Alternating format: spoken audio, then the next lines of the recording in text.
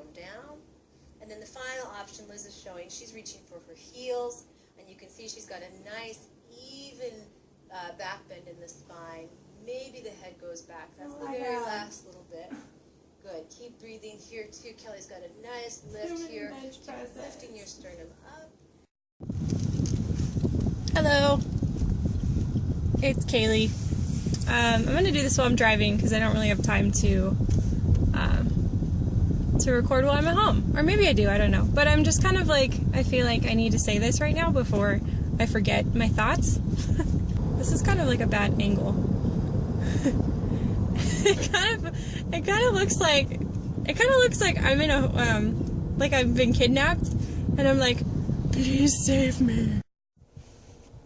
Okay, so yeah, that whole last like 2 minutes was a little bit of randomness, but I was like driving and I'm like, oh, I have this idea. I want to talk about it. And I just talked to my client about it. And then I realized, oh, Kaylie, you're driving and you don't know where you're going. And yeah, then I was like, okay, get your stuff together, man. Put your hair down, take off your sunglasses. There you go.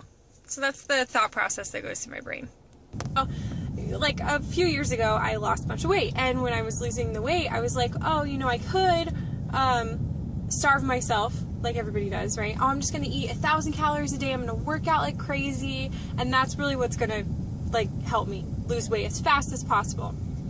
Now, I don't know why I have my seatbelt on. I'm not driving. Woo! But yeah, so it didn't work, obviously. I mean, I tried to do that, and it didn't work out very well. So then my next approach, I just really started researching different techniques on how to lose weight. And Kevin, my love, he told me about the paleo diet, which he was working with a trainer at the time, and the trainer had him doing the paleo diet. So we both decided to do it. We were cooking, and we were spending way too much on food and all that fun stuff. And in general, the diet like wasn't the best for me. I'm gonna scoot back a little bit. It wasn't the best just because I tried to cheat too much, to be honest. I was like, oh, I can't have ice cream anymore, but I'm going to have coconut ice cream. Or, oh, I can't have candy anymore, but I'm going to have chocolate-covered raisins. Tons of bad stuff. Coconut water, not bad at all. Awesome. But what I did like about it was that it got me thinking about not eating processed foods as much, and it took out that stigma that was in my brain that I'm sure is in a lot of your guys' brains too. And that's the fact that fat is bad, or that certain, like gluten is bad, certain food groups are bad and you should avoid them. Now fat has been bad for years, I mean 20, 30 years, and I really don't think that's the issue. I think that the issue is not whether or not you should eat a lot of fat or little fat, or whether you should eat gluten or dairy or whatever, but it's more the fact that you should just stop eating crap. Stop eating processed foods. Granola bars, yogurt, I don't know, dried fruit, stuff that's like healthy is not healthy at all. Lean cuisine, all of that stuff is processed and it has way too much sodium in it. And the problem with it has sodium, has way too much fat, still has a ton of sugar. Look, if you have yogurt with granola, she said that's the same macronutrients, so the same fat, carb, and protein as a donut. Okay, I don't know about you, but I love donuts, so that thought to me in the beginning was, okay, sweet, I'm just gonna go eat donuts all day. Now that's not what she meant by that, but what she was saying was that just because it's deemed healthy or organic, locally grown, or I don't know, all natural, whole wheat, it doesn't matter. Gluten-free, it doesn't matter. What matters is the quality of the food, and most packaged foods just by definition don't have a lot of quality in them because, number one, they have to have preservatives in them for them to be packaged, right? So for them to sit on your shelf for a month, they have to have some sort of preservative in it. Apples and spinach don't have preservatives in them, and that's why they go bad after like a week. So that's number one. Number two, there's still, what was I gonna say? I had like two thoughts and I can't think of them. Oh my god. There's preservatives. Well, we'll just go on a different thought then. I mean, there's tons of bad stuff about food. Like, if you take gluten-free packaged foods, for example, just because it's gluten-free doesn't mean that there isn't other carbs in it, or that there isn't other refined carbs in it, more importantly. And sure, some people are gluten intolerant. I have friends who are gluten intolerant, and I've seen them when they eat gluten, and it's not a pretty picture. Like, their body just rejects it from the instant they eat it. And I feel terrible for them because they can never have chocolate cake ever again. I mean, it sucks. But not everybody's like that, and doesn't mean that gluten's bad. I think that what we need to focus more on as a society isn't about calorie restriction, or it isn't about, focusing on the new fad diet. It's just about cutting out all the crap and eating unprocessed foods. I don't believe that God made anything for us to eat that was going to make us fat. So the whole argument that avocados make us fat, or don't eat your egg yolks, only eat egg whites, I think that's a load of crap. Like, seriously, a load of crap. I think that you can eat egg yolks and you can eat avocados, but if you're pairing that food with processed foods on a regular basis, that's where the problem is. Or, even worse, if all you're eating is processed foods, that's even more worse. So if your diet looks like cereal for breakfast, granola with yogurt for lunch, turkey sandwich from Oscar Mayer for, Oscar Mayer turkey with like mayonnaise and mustard. Oh, but there's lettuce on there.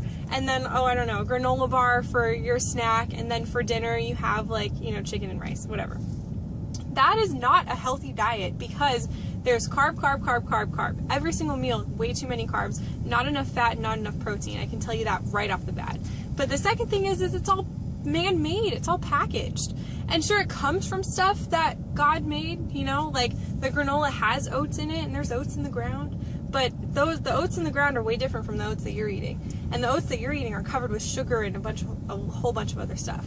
So I really think that, it got me thinking a lot just about the fact that if we respect our bodies and we nourish them properly, then it's weight loss and muscle gain and sport performance and just general health is way easier to do. Like, you don't really have to think about it then, in that case.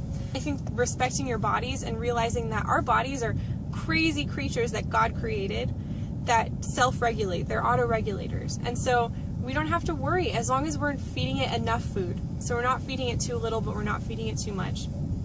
And as long as we are exercising and moving our bodies and getting blood flow and breathing, if we're sleeping, if we're not stressed, then all of those things, like right off the bat, and if we're eating fruits and vegetables, because micronutrients are super important, but all those things right off the bat are going to help us to lose weight or to gain weight or just regulate our metabolisms. And if we work with our body in that respect and do those things, doing those things mean that you're working with your body. But if we do all of those things, then your body is going to thank you. Basically, it's going to say thank you, because now I have enough energy to get throughout the day.